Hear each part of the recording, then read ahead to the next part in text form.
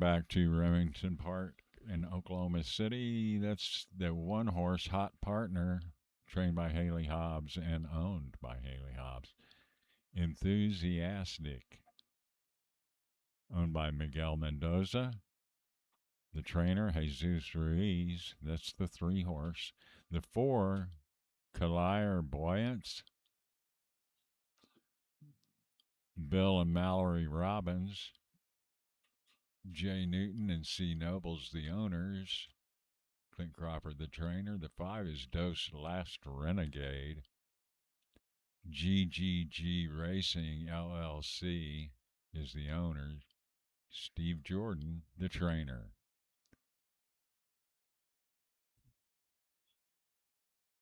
Boric Corona is the 6, owned by Claudio Barraza and Angelica Brizuela. Leonardo Acala, the trainer. Priscilla Arredonda's JB Apolitical Mon is the 7 horse. Raul Rodriguez is the trainer.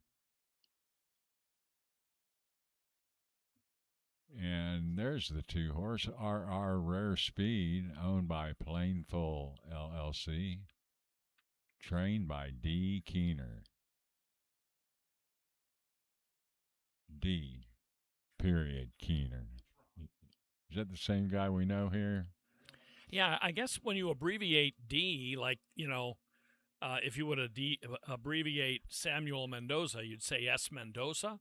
So with D. Keener, it would just be D, but it means the same thing. DEE to begin with. Huh? It's DEE to begin with. Right. So if you abbreviate it, it means the same thing. 3 letters. You're using 2 characters just for the D and the period. Okay.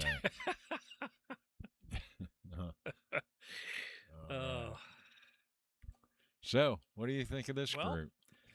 I think a lot of it. First of all, let's catch up on some times. Scott Road from the 6th race, a nice winner for Samuel Mendoza with the fastest time so far through 8 training races at 13.903. The last race winner, the half to Trace Crystal's Rooseman Crystal, that really nice filly for Leo Alcala, went in 13.934. And back in the first race, D. Keener's had 3 winners today, and the fastest of his was back in the first race, DW Showing D Off Paint, who turned in a sub 14-second time, 13.956. And then I Am George III, another Keener, In Demand from race 5. A Fortunate Cowboy had the next fastest time from the 7th race. And after that, we had Kiss My Tail, and the slowest time so far turned out by winner Buckle Bunny 123, a paint from the 2nd race. So that's our time so far. Now in this field, number 1, Hot Partner. This horse is, this filly is interesting. A modest $9,500 Heritage Place winner mixed yearling purchase, but her grandmother on her dam side, Feature Just Rockin', was really a good one. Won the Grade 1 AQHA Challenge Championship back in 2010 and made $293,000. That's the grandmother of Hot Partner, the 1. Number 2, RR Rare Speed, was a $22,000 Heritage Place September yearling sale purchase last year. Enthusiastic, Bobby Cox, bred in Texas. Number 3, her grandmother was a really nice mare named Jess Genuine. Her dam didn't do a whole lot, but the second dam, Jess Genuine, won 4 of 7 with 3 runner-up finishes, never worse than second. Won the Rotama Futurity back in 05. That was a Grade 1 race. And Enthusiastic brought $23,000 at the Heritage Place September sale. Clairvoyance, number 4, her damn Tempting Dream Girl was a minor stakes winner. Clairvoyance brought $47,000 at the Heritage Place September sale last year, and she's another Clint Crawford runner. Dose Last Renegade is the 5. James Flores was named to ride for Steve Jordan. Bora Corona, number 6. this horse's female line is very interesting. She's a Kiss My Ox filly. She is a homebred bred in Indiana by Claudio Barraza. But the dam was Paradise. She was a pretty useful filly. The grandmother was Splendiferous, who's a Bobby Cox filly, who's been a good producer and was a nice race mare. And if you go up the pedigree far enough, you get to Daring Difference, who was the 1996 Heritage Place Futurity winner here. So that's a really nice female line. And there's another nice female line on the 7. The final runner here as they approach the gate. JB Apolitical Moon, Texas bred for trainer Raul Rodriguez. JB Apolitical Moon is by Cyber Monday from Apolitical Follies. Now, if you go all the way up to the great-great-grandmother, the 4th dam, you get to a world champion. Now, there's a bunch of horses running around that are probably the, 4 or 5 generations removed from champions, but Dashing Folly was the filly's name, and she was the 1996 world champion, and her race record is amazing. 12 wins, 21 starts, 535,000 in the mid-90s when that era did not produce those kinds of purses, won the Vessel's Maturity, the Los Al Derby, the Vessel's Memorial. So she was a world champ. And anyway, her great-great-grandson is in this race. Here we go. Getting set. Race 9. Okay, one more to go. The 2, 3, 6, and 7 are Oklahoma Futurity nominees.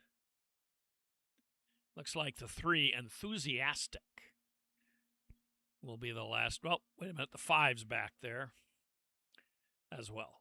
So Enthusiastic is in, and now Dos Last Renegade.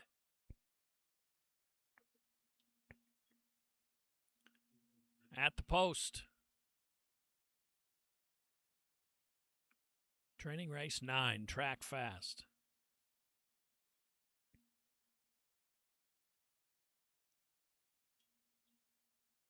All standing nicely, and they're off. Number 3, Enthusiastic, showing some speed. So is the 5, Dos Last Renegade, splitting them. Clairvoyance in the yellow, and Clairvoyance in the yellow up to take it. Looked like the 5, Dos Last Renegade, was second. We'll take multiple looks at this just to make sure. Cody Roger Smith, I should say, due to ride Clairvoyance at entry time. And we will see. That looks like Cody's tall frame aboard the 4s. They come down the wire in a good battle with the 5, Dos Last Renegade, and then Enthusiastic, pretty competitive down on the inside. Relatively speaking, they all got away pretty well there. The inside 2 ran pretty game races. This is a very tightly bunched field as they come to the wire. Hot Partner and RR Rare Speed put in pretty good efforts on the inside as well. So it remains to be seen. It's going to take them a few minutes after we go off the air as to the time of this one. But you can check all the results at oqhra.com or at Remington Park's site, where the Remington staff compiles the results with comments and whether they're approved or not. Good tight finish here in the last one. And one more thank you for the Oklahoma Quarter Horse Racing Association and Westwind Farms of Purcell, Oklahoma, standing Painted Turnpike, CRM Live Wire, and Smithworks among their paint stallions. Lucky Dice Quarter Horse Stallion, Code West leading their Thoroughbred Stallion roster, which is excellent as well. You can check them out at westwindfarms.com. So that's about all from this vantage point, Keith, as very competitive race. We'll see when the results come out as far as the times go, but all in all, nice way to wrap up today's training races. Yes, it was, and these first 2 days were it's good to see the future of racing, and I'm set for this meet. I'm ready for some Yeah. racing. There'll be some interesting 2-year-olds coming up in trials and also in some maiden special races coming up here in the first couple of weeks for sure that are coming out of these training races. Yeah, and just this meet really uh, with the money that's available and the horsemen and the good horses that they have, and it really Remington's when you want to see some good, you don't have to go to Ruidoso or Los Alamitos. That's true. This is a Rem- real destination, yeah, especially for earlier in the season racing. Um, this is really a nice central location too, and relatively convenient to come toward. And the signal goes everywhere. So yeah, good opportunity to get kind of the jump on the sport. Now that the 2-year-olds start working their way in, it's a really good time of the year to start launching the futurity season. yeah, the Remington Park and Heritage Place races. So we'll see some more here coming up next week on Wednesday and Thursday. With another set of training races for the youngsters. And look forward to that. So, and we thank you guys out there for watching our microcasts of the training races, and hope to see you at the track when the real stuff begins. For Jim Byers, I'm Keith Stahlboris. So long.